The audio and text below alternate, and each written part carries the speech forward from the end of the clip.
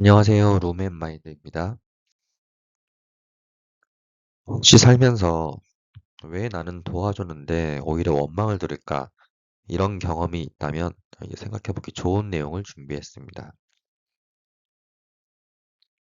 독일의 철학자 프리드리히 니체의 차라투스트라는 이렇게 말했다에 나오는 동정하는 자들에 대하여를 읽고 느낀 제 생각을 나누고자 합니다.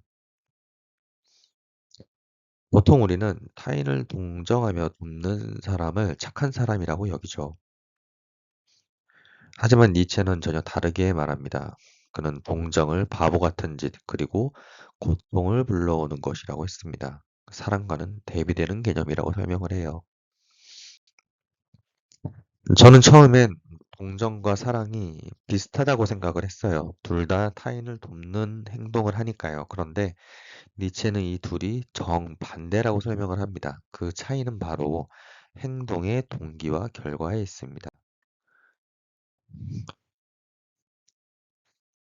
먼저 동정부터 알아보면 니체는 동정하는 자를 수치심 없는 자라고 불렀습니다. 동정의 동기는 도움을 주는 사람이 상대를 약자로 보고 우월감을 느끼는 데 출발한다고 봐요. 그래서 도움을 주는 방식이 상대방의 주요 문제를 해결하는 방식으로 도움을 줍니다. 그 결과는 어떨까요? 처음엔 감사해야 하지만 시간이 지나면 도움을 받는 사람은 스스로 성장할 기회를 가지지 못합니다. 비슷한 문제가 생길 때마다 또 도움을 필요로 하게 되고, 어, 그 도움을 받은 고마움은 고체감과 열등감으로 바뀌고 나중엔 불만과 원망 그리고 복수심까지 이어진다고 니체는 설명을 합니다. 도움을 준 사람도 똑같이 고통받아요. 계속 도와주다 보면 지치고 왜 스스로 해결을 못하는 걸까 하는 불만을 가지게 되죠. 그렇다면 니체가 말하는 사랑은 어떻게 다를까요?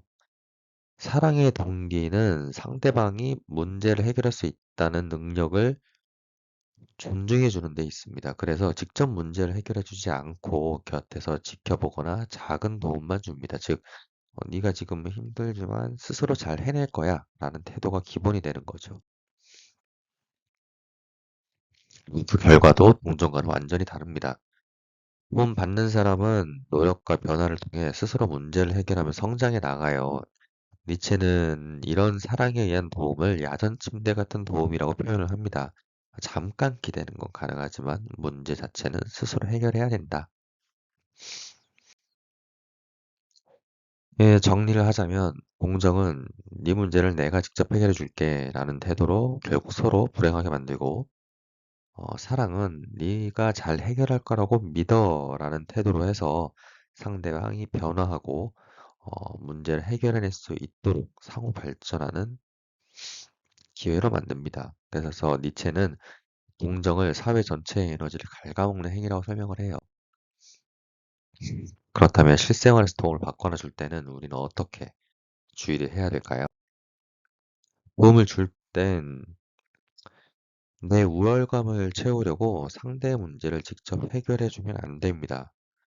직접 해결보다는 작은 격려, 주변적 도움을 주는 게 더 좋아요. 가령 밥 사주기 같은.